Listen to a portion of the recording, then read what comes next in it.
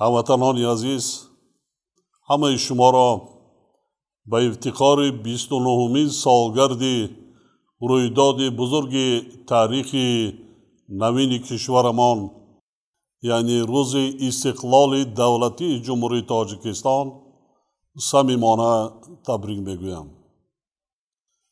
به هر یک ساکن مملکت روزگاری آباد و آسوده، سعادت زندگی و برار کامیابی آرزو می نمایم.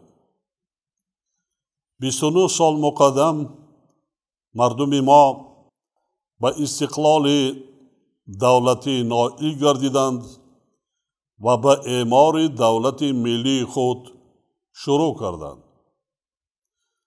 آغاز استقلال و قدم‌های نخستین در راه بنیاد دولت صاحب اختیار تاجیکان به دوره بسیار حساس تاریخ خلقمان راست آمد.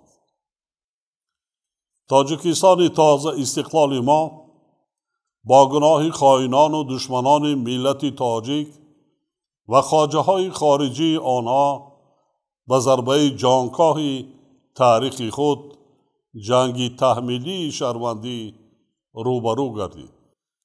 در زمانی که ما هنوز رمزهای دولتی صاحب اختیار خود را نداشتیم و مردم ما در جاده استقلال و آزادی اولین قدم‌های خود را می‌گذاشتند، خائنان ملت یعنی آنهایی که ایمان خود را فروخته بودند تاجیکستان را به گرداب مخالفت‌های سیاسی و مقاومت مسلحانه گرفتار کردند. دشمنان خائنان ملت تاجیک و بدخواهان دولت تاجیکان می‌خواستند که با زور سلاح با راه ترسانیدن و قتل و کشتار بیرحمانه فرهنگ بیگانه را به سر مردم ما تحمیل کنند و با همین راه در تاجیکستان دولت اسلامی بنیاد نمایند. در نتیجه کشور را بیقانونی و بینظامی فرا گرفت، ساختارهای حاکمیت دولتی فلج گردیدند، بیش از 1 میلیون نفر هموطنانمان به گریزه اجباری تبدیل یافتند و در یک مدت کوتاه 10,000 شهروندان بیگناه ما از جمله زنان و کودکان و آدمان کلانسال به هلاکت رسیدند. اینچنین بر اثر جنگ 10,000 کودکان یتیم و مادران و زنان بی‌سرابان ماندند. دهشت بزرگترین جنگ در آن بود که خطری از خریطه سیاسی جهان نیست شدن دولت جوان تاجیکان و پراکنده گردیدن ملت تاجیک به واقعیت تلخ روز تبدیل یافته بود.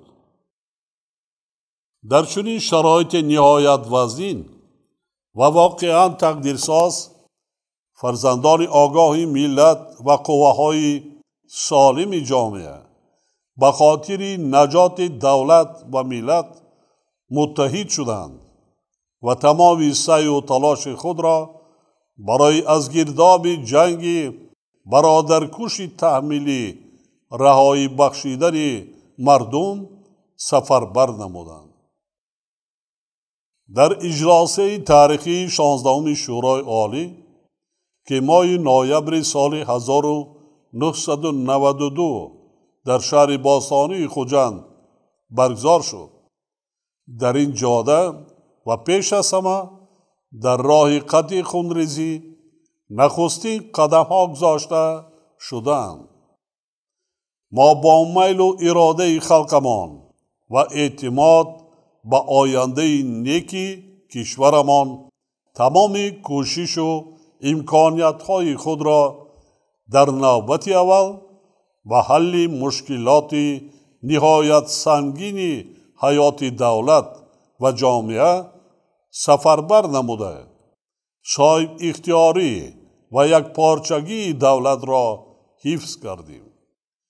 در آن مرحله بسیار مرکب ما ارکان دولت جوانمان، مقامات حفظ حقوق و دیگر ساختارهای فلج شده حاکمیت دولتی را برقرار کردیم و فعالیت آنها را برای خدمت کردن به منفعت مردم و دولت صاحب استقلالمان روانه ساختیم. یعنی با مقصد حفظ امنیت دولت و جامعه، ارتش ملی و دیگر ساختار و مقامات با صلاحیت از جمله مقامات حفظ حقوق و ساختارهای حاکمیت اجراییه را تأسیس دادیم و رمزهای دولت صاحب استقلالمان از جمله پرچم و نشان دولتی، سرود ملی و کنستیتوسیون بختنامه ملت را قبول کردیم. در برابر این به وطن برگردانیدن بیش از 1 میلیون نفر گریزه های اجباری و برای آنها تشکیل کردن شرایط ضروری زندگی از جمله وظیفه های مهمترین راهبریت دولت و حکومت مملکت بود که در یک مدت نسبتاً کوتاه تاریخی عملی گردید. همین طریق ما در ظرف این سالها محض با عزم و تلاش‌های مردم وطن دوست و وطن پرورمان توانستیم که عاقبت‌های نزاع شهروندی را برطرف کرده دولت جوان تاجکان را از نیست‌شوی و ملت تاجک را از پراکندگی امین داریم. در نتیجه تامین گردیدن صلح و آرامی، ثبات سیاسی و وحدت ملی، ما اصلاحات کنستیتوسیونی را عملی نموده فعالیت همه شاخه‌های حاکمیت را به تنظیم درآوردیم و پارلمانت دوپالاتگی تأسیس دادیم که در فضای سیاسی و حقوقی تاجیکستان پدیده نو می باشد. در این روند گزارش به نظام اقتصاد بازرگانی، جاری نمودن گوناگون شکلی مالکیت، پول ملی، تکمیل نظام اداره دولتی، تجدید ساختار اقتصاد وابسته به استفاده ثمرناک ذخیره و امکانیت‌های استحصالی و خدمت رسانی‌ها، مکمل گردانیدن نظام مالیه و بانکداری، رشد صاحبکاری، بهتر نمودن فضای سرمایه‌گذاری و ترقیات ساحه‌های اجتماعی تأمین کرده شد. تدبیرهای اندیشیده حکومت مملکت امکان دادند که در دوام سالهای 1997-2020 سرعت رشد اقتصاد ملی همه ساله در سطح بلند تأمین و حجم واقعی مجموع محصولات داخلی 5 برابر زیاد گردد. در دوره صاحب استقلالی کشور بیش از 1600 کارخانه صنعتی، زیاده از 2000 مگاوات اقتدارهای نوی انرژتیکی، 2200 کیلومتر راه ماشینگردی سطح بین المللی تجدید و بنیاد و 220 کیلومتر راه آهن ساخته به استفاده داده شد. با تلاش‌های سازنده حکومت و مردم کشور 2 اگریگات نیروگاه برقی آبی راغون، یعنی انشاءات تقدیرساز عصر و آینده درخشان تاجیکستان به استفاده داده شده تا امروز در آن بیش از 1.6 میلیارد کیلووات ساعت برق استحصال گردیده است. در نتیجه بکار انداختن اقتدارهای نو، محدودیت انتقال نیروی برق در فصل زمستان برطرف کرده شد. در این مدت شماره خوانندگان مؤسسه‌های تحصیلات میانه عمومی از 1,325,000 نفر در سال 1991 تا 2,34,000 نفر زیاد گردیده.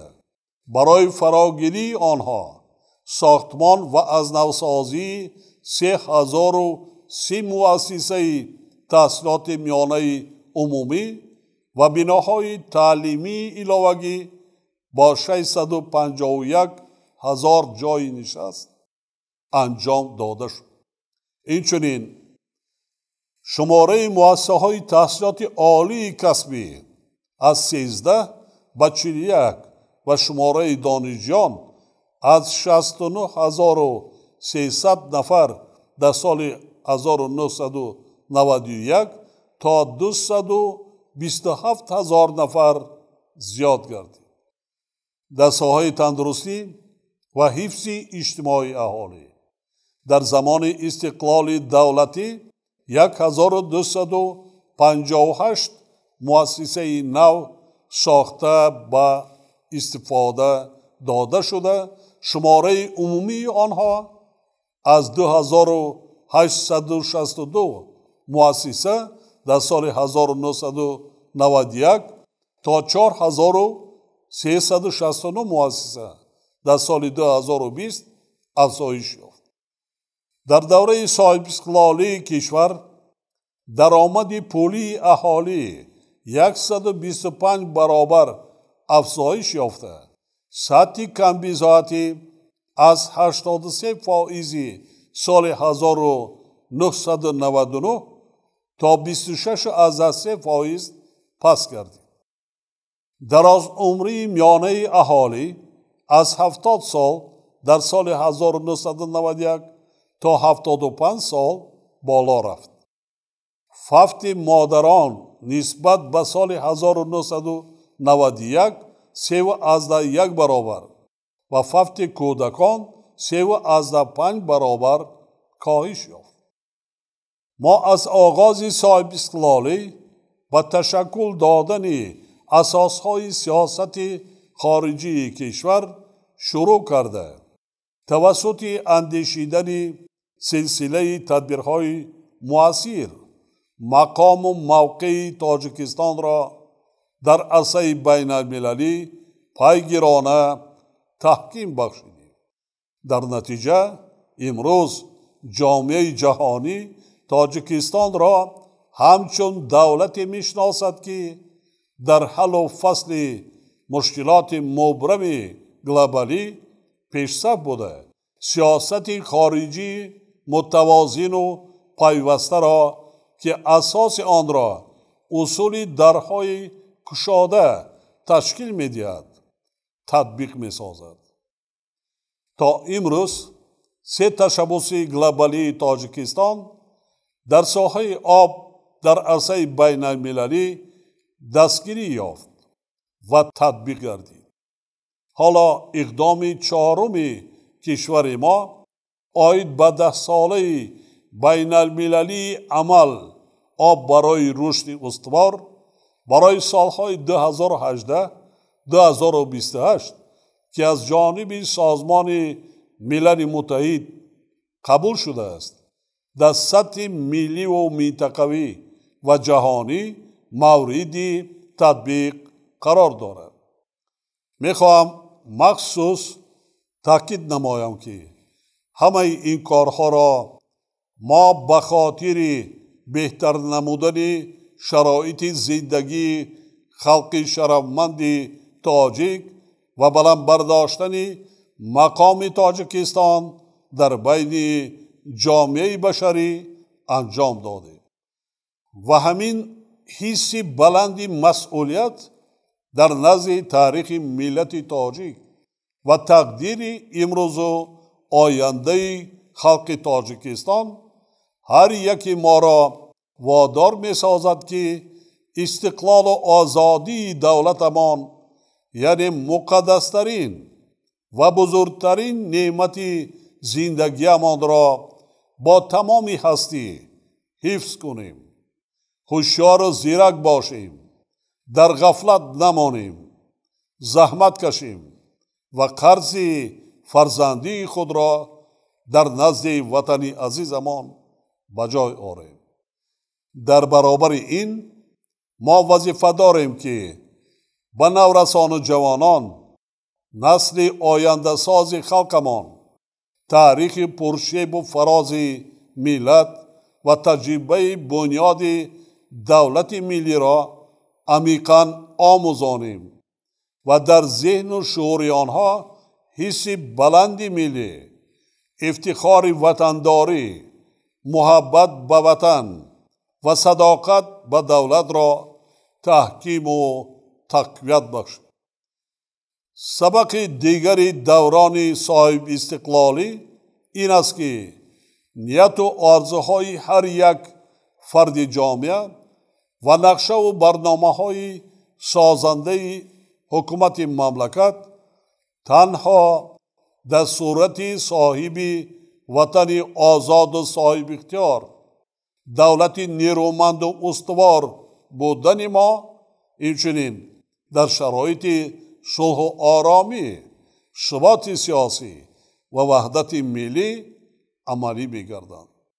از این خاطر هر یک شهروند خودآگاه کشور باید تا چی اندازه مهم بودن استقلال و آزادی، دولت ملی، صلح و آرامی، ثبات سیاسی و وحدت ملی را درک نماید و برای تحکیم و تقویت بخشیدن نظام دولتداری دموکراتی و حقوق بنیاد و دنیوی که با میل و اراده خلق تاجیکستان انتخاب شده است سهم وطن دوستانه خویش را گذارد.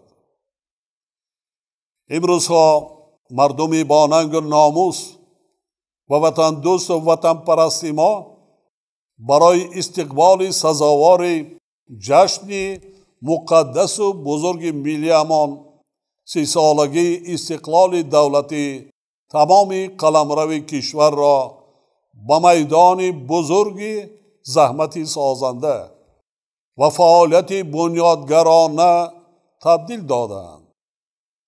با استفاده از فرصت من به خاطر زحمت سرجمانه برای فردای آباد وطن و سر بلند خلق تاجیک به خرد و بزرگ تاجیکستان صدقاً و صمیمانه سپاس و منتداری می نمایم. همچنین به کل ساکنان مملکت یک مسئله مهم را تکراراً خاطر رسان می سازم. با وجود کارهای بزرگی تا امروز عملی گردیده، حالا هم نه همه مشکلات حیات مردم ما پس سر شدند. ما تمام اهل جامعه کشور باید سرجمانه و با حس بلند وطن دوستی و وطن پروری برای تأمین زندگی شایسته هر یک عائله تاجیکستانی عزیزمان زحمت کشیم. ما باید برای پیشگیری کردن تهدید و خطرهای زمان معاصر، خصوصاً پهن‌شوی بیماری‌های سرایتی و پیامد ناگوار آنها به سلامتی اهالی و ساحه‌های اقتصاد ملی، همچنین جهت حفظ امنیت آزخواری و رسیدن به هدفهای استراتژی دولت سعی و کوشش نماییم. در این جاده بار دیگر خاطر رسان می نمایم که ما باید به مسئله های آماده کردن شاخه‌های اجتماعی و اقتصادی به دوره تیرما و زمستانی در پیش ایستاده ذخیره نمودن محصولات نیاز مردم خصوصا مواد غذایی، صرفه و سرشته کاری از جمله صرفه نیروی برق و همزمان با این قطعیاً رعایت نمودن قاعده های بهداشت شخصی و جمعیتی و طلبات سانیتری و اپیدمیولوژی مسئولیت بلند و اعتبار اولین درجه ظاهر نماید. با در نظر داشته حالت بحرانی در اقتصاد جهانی که تاجیکستان ما نیز از تاثیر آن بیرون نیست، اینچنین جهت پیشگیری کردن پهن‌شوی بیماری کرونا ویروس ما باید از برگزاری هر گونه چاره‌بینی و معرکه ها خودداری کنیم. در برابر این ما باید کارهای سازنده را به استقبال جشن بزرگ ملی امان 30 سالگی استقلال دولتی باز هم وسعت بخشیم.